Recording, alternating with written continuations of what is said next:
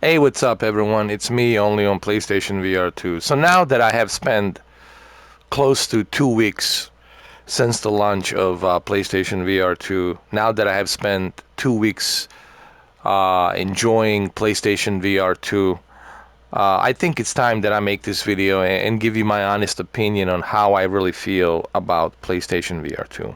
This video is going to be unbiased. I'm not going to fanboy it. I'm not going to rub it in. I'm not going to sugarcoat this. I'm just gonna tell you exactly uh, positives and negatives on what I like, what I don't like, and just in general how I feel about it. Keep in mind that before I start talking about it, I've been a PlayStation VR 1 fan since the original one. So yes, I do love PlayStation VR 1. I do enjoy it.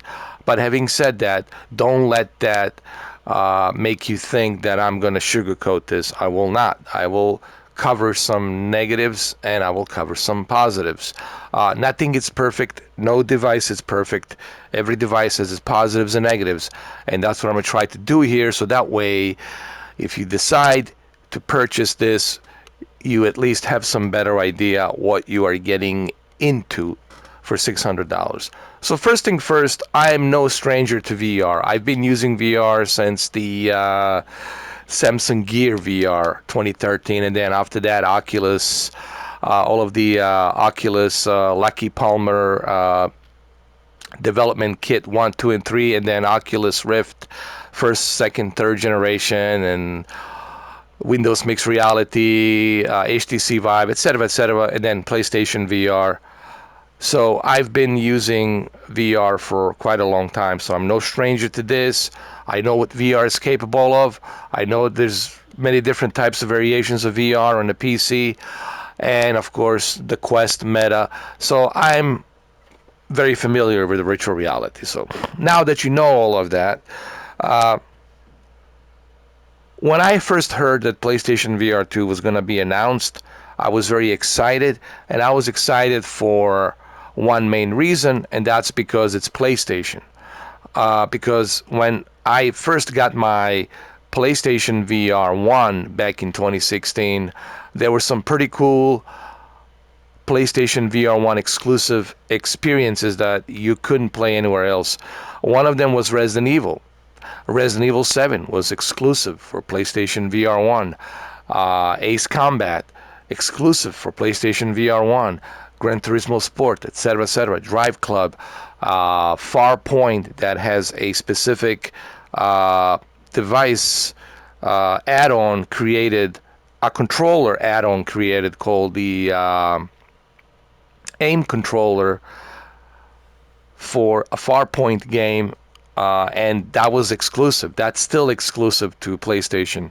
And then we had, of course, Firewall Zero Hour, which is also exclusive to Sony. So Sony brought a bunch of exclusive VR, PlayStation VR games on the first PlayStation VR 1, and it did pretty well. It sold over 5 million units, and that was more than expected for Sony, because Sony was testing, the waters with the VR. They weren't sure really how well the VR was going to do on a console, because they're the only company that actually did try, and they attempted to try, and thank God that they did try to make a VR on a console, and they did. And they happened to be very successful. They sold over 5 million units, right? And that really started this whole PlayStation VR 2 talk. And that's where the Sony really started to get more excited about where the VR is going, where technology is going, and based on the success they had with PlayStation VR 1, they decided to do a PlayStation VR 2. Now, PlayStation VR 2, like I said, when I first heard about this, I was very stoked about it. I was very intrigued when I heard the specs and what's built inside the headset. I was blown away by just the tech that's built inside this VR headset. Okay, and we all know obviously what the tech is. It's a 4K resolution, true 4K resolution, native 4K, high dynamic range, very first high dynamic range VR headset with 4K and 120 hertz refresh rate, 90 hertz to 120 hertz refresh rate, 110 field of view, haptic feedback on the visors, on your headband strap. You got haptic feedback on your sense controllers, adaptive triggers. So there's so much here that really got me intrigued and really excited for PlayStation VR 2. So naturally, I was stoked. I was like, okay, I enjoyed the first PlayStation VR 1, which I still do. I still have a bunch of games that I play on my PlayStation VR 1, and I enjoy them. As you all know, if you watch my live streams, you can see that. So when I heard about PlayStation VR 2, I was like, like a little kid waiting for a Christmas present underneath the Christmas tree. So I was like super excited. And so did everybody else who enjoyed PlayStation VR 1. So when finally the day came in for PlayStation VR 2 to be released, because I already pre-ordered it, once I finally got it and put it on my head, that's where I truly realized, oh my God. That's when I realized this is hard to explain. How am I going to explain this to people? Even right now, people watching this video, how am I going to explain to you what I'm experiencing? How am I going to explain to you what I'm feeling right now when I'm playing Resident Evil here, this Resident Evil Village? And this is the most hardest thing, and I think for everyone out there, for any YouTuber out there, it's how do you convince people, man, what I'm seeing here, what I'm experiencing here, walking through these steps up to meet Lady Dimitrescu, right? What am I experiencing? It's just like something out of a Titanic movie, but like I feel like I'm really in there. So that's the first thing that hit me once I put the headset on, was the experience. The visuals, crystal clear visuals with 4K and HDR, beautiful 3D audio, haptic feedback, rumble on the forehead of the headset, excellent tracking, 110 field of view. That's when it really synced in. It doesn't sink in. Yes, all of the stuff you read on the paper, it sounds great, but it doesn't really sink in until you put the headset on. When you put the headset on, that's when it sinks in, and that's when you say, oh my God, this is truly remarkable. And that's what happened to me. That's exactly what happened to me here when I put the PlayStation VR 2 headset on. It's almost like you can't put it back. It's very addictive. Now, when I say crystal clear visuals, you do have to understand that PlayStation VR 2 takes some adjustments to get those crystal clear visuals, right? Everyone's different. People wear glasses, prescription glasses, contact, prescription lenses. Prescription contacts for their eyes, whatever. Okay, so everyone's different. Some people are colorblinded. Some people, might have a migraine if they are spending too much time watching this VR with this blasting HDR. Everyone is different, okay? And I'm not sitting here trying to tell you that everyone's gonna have that same feeling about the VR the way I do, because we all are different and we all have our, positives and negatives about ourselves. Some of us, don't see that well without the glasses. Some of us, they do. Some of us have problems with bright stuff. It's everyone's different. I'm not a doctor, but you guys catch my drift. Every human, it's different. Yes, we all are humans. We have a heart, we got a blood pumping through our organs. Yes, that's all fine and dandy, and it's true. But we have different health limitations that prevents us from experiencing certain things, right? So those health limitations, the mileage will vary on everything. I hope you guys are catching my drift. I know I'm not maybe doing the best job trying to bring my point across, but I hope you guys are understanding what I'm trying to say here. So I don't expect everybody when they put the VR headset on. Oh, look, there she is. I don't expect everyone to be, you know, experiencing that crystal clear visuals like I am. Okay, but you can if you spend a lot of time on adjusting the IPD, which is the in pupillary distance, which gives you the distance between your left and right eye. That's very important because just like in binoculars, right? Binoculars, when you put it on, you have to adjust the left and right lens so you can get a better focus. So adjusting the focus, that's pretty much what the IPD is.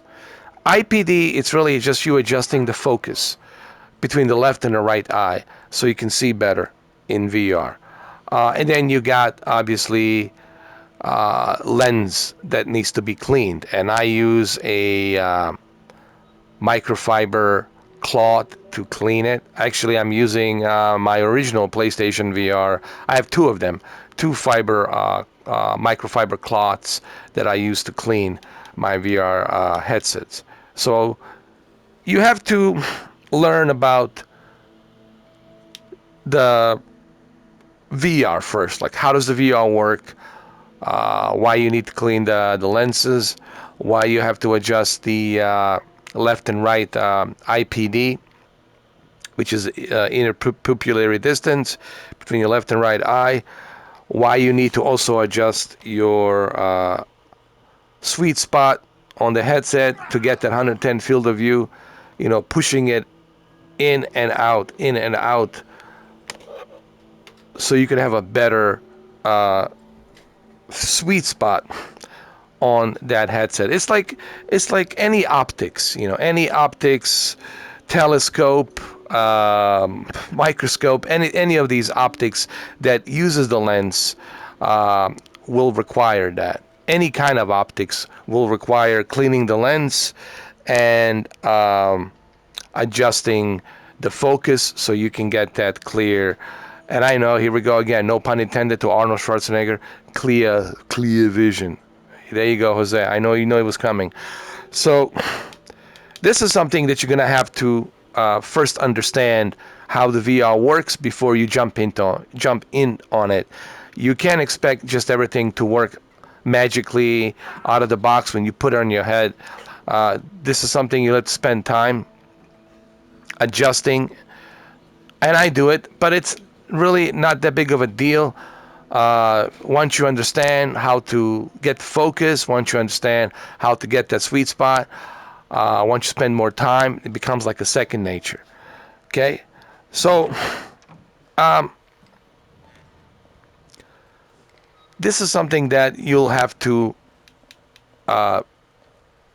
understand before you even buy into the VR of any kind. It's not just PlayStation VR 2, it's any VR headset out there. You're going to have this exact same problem that you're going to have to deal with. Now, some people are talking about the blurriness. Well, the blurriness is exactly because of that, because you're not cleaning your lenses, which you need to clean your lenses with a microfiber cloth. Don't use any water because you can damage your lenses. Use the microfiber cloth to clean your lenses. And then Of course, you have to adjust your IPD, left and right, distance between your left and right eye, which is the interpupillary distance. And some people are talking about the Mura effect, which some people can see and some they can't, depending again on your, just depending on how you are, what your health limitations are, you know, how you are built, okay? Some people will see the Mura effect where you can see colors shift, and some they will not see it. So it really all depends on every and each person. Me personally, I don't see it, but I understand that it's there and some people will see it. I get that. So I'm not like saying that, I'm not saying that you guys will not experience that. Of course you will. But at the same time, I also know that that's something that Sony really can do nothing about. That is what I'm trying to say. I get it. I know that it's there, and I know that some of you will have that issue. But I wouldn't say the Mura effect. It's really, to me personally, I don't think it's that much of a big deal. Honestly, I know it can bother some people,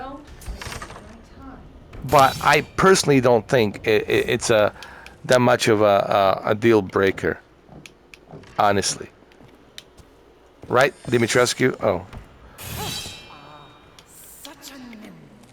But then again, you know, here we go again. You know, everyone's different, so everyone will have a different experience.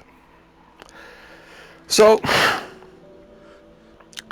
I hope I'm not butchering this video. I hope that this video is not, you know, confusing to some of you guys. I'm really trying to give you my honest experience here, and I'm just trying to be frank with you 100%. I'm not trying to sugarcoat this. If I was sugarcoating this, I would sound like some kind of a paid advertiser, but I'm not trying to do that. What I'm trying to say is this: I'm enjoying PlayStation VR 2. Ever since I got the PlayStation VR 2, I had a blast. I had fun playing all of these games: Resident Evil, Gran Turismo, Pavlov, Kayak, Fantavision, Runner, so many of them. What else I played? I played drums, rock. I played unplugged air guitar. So I had so much fun with a lot of these different games that I played. And they're all very unique and fun in their own merits. So I'm enjoying PlayStation VR 2. Okay? But there are some negatives that I will address. And one of the negatives that it's not even like I don't think it's going to even be a deal breaker for some of you. But for me, one of the negatives on the PlayStation VR 2 is this issue with live streaming. You can live stream, and you can actually go ahead and live stream from PlayStation VR 2 with a PlayStation 5 camera. And if you have a green screen, you can use the chroma effect. You can go ahead and you can do that, and you can show up on the screen with your VR headset, and that's all fine and dandy, and I enjoy that. However, one of the issues that I have is there is no ability for you to read the chat. And again, this is not a deal breaker. This is just my own thing, because I like to live stream PlayStation VR 2. But it would be very nice if they would include ability for you to read the live chat. So I'm sure this is something that Sony can fix easily. They can fix it today, actually, as a matter of fact. It's just a matter of time before they finally realize that people want this feature, and it's going to take some time. It's not going to happen overnight, but I'm pretty sure it's going to happen by the end of this year. They're going to implement that feature. So that's the one negative. Again, not a deal breaker. Now, people say lack of games, lack of heavy hitters. Is this going to be an issue? Well, yeah, not having any big, heavy AAA games like Spider-Man 2 or God of War or The Last of Us or any of those great PlayStation exclusives, like Uncharted, not having these heavy hitters could, be a problem, because, again, exclusives do matter, but I also think that Sony knows that exclusives do matter. The only thing that right now that, besides not having a live chat, which is real honestly not a deal breaker, but the only thing right now that I'm worried about is the lack of roadmap.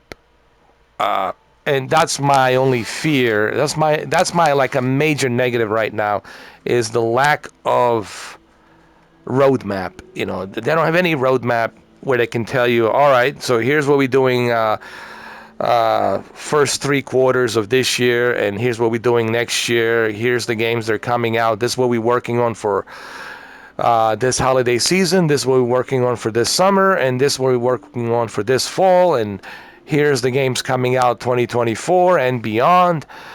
This is what we're working on. Like, I don't see any of that stuff, and that's concerning that they're not doing that. We're not hearing a whole lot from developers on working on any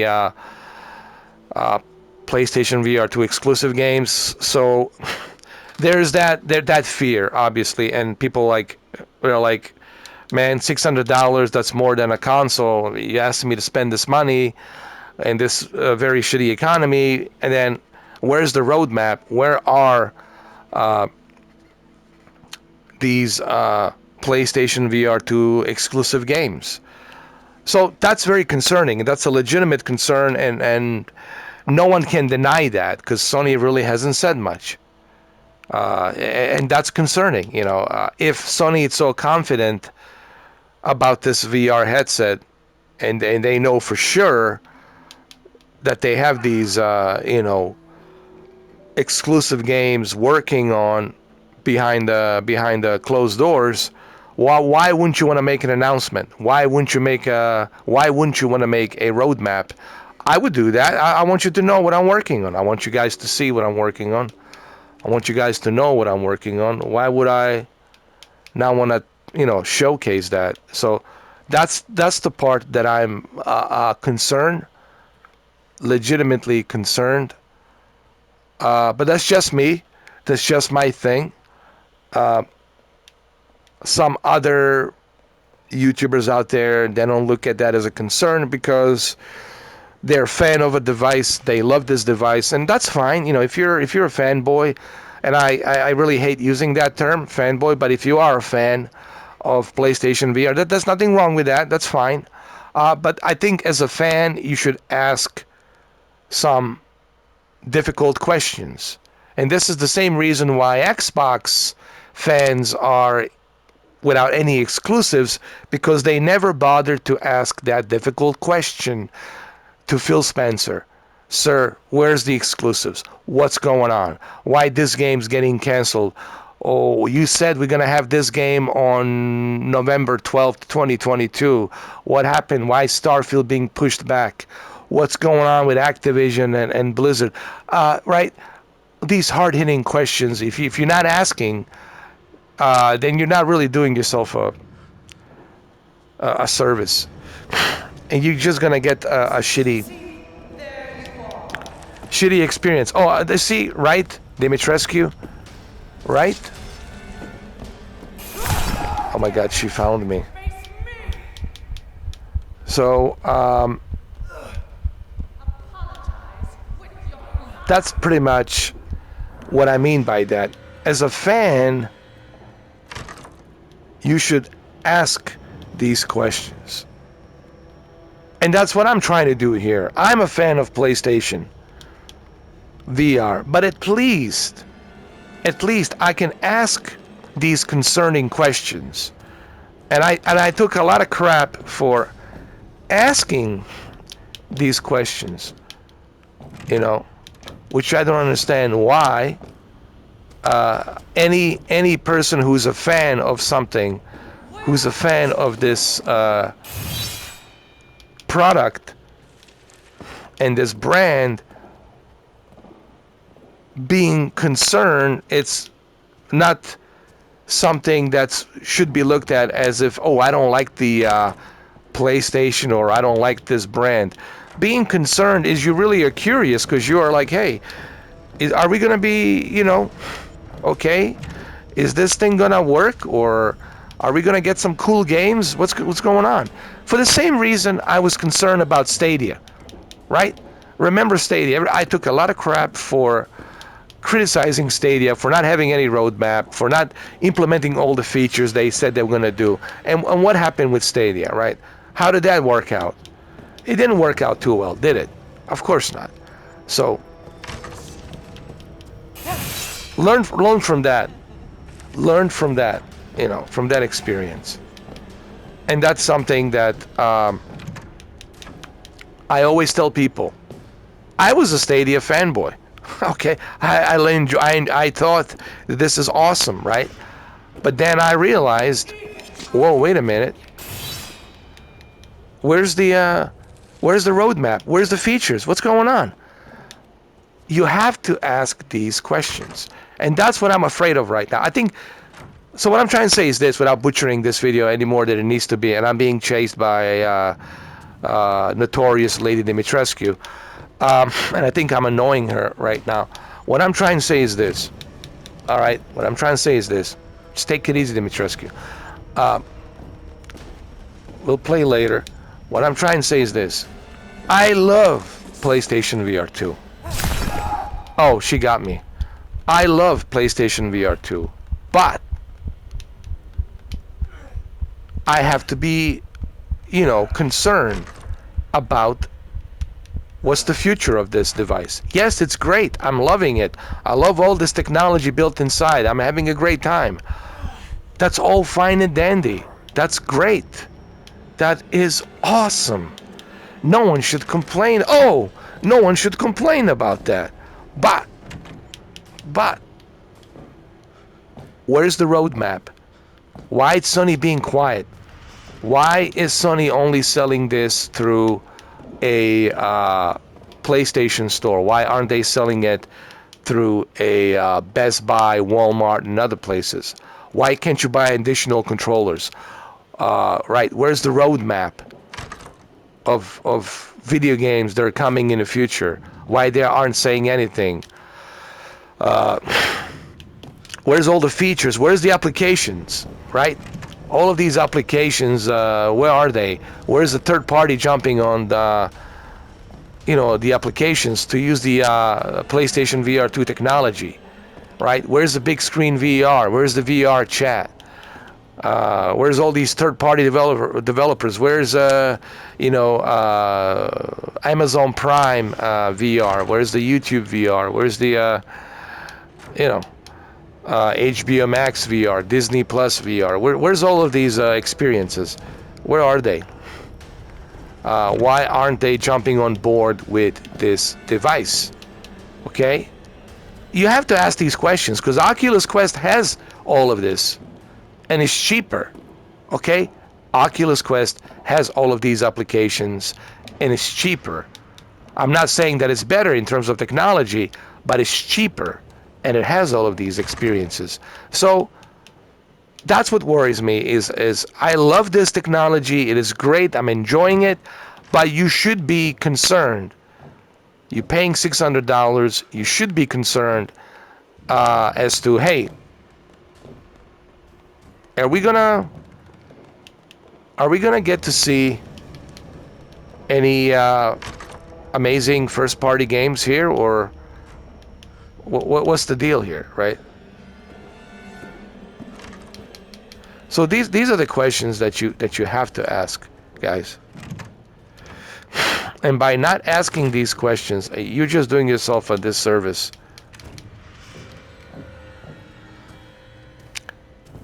And that's what I'm trying to really say here.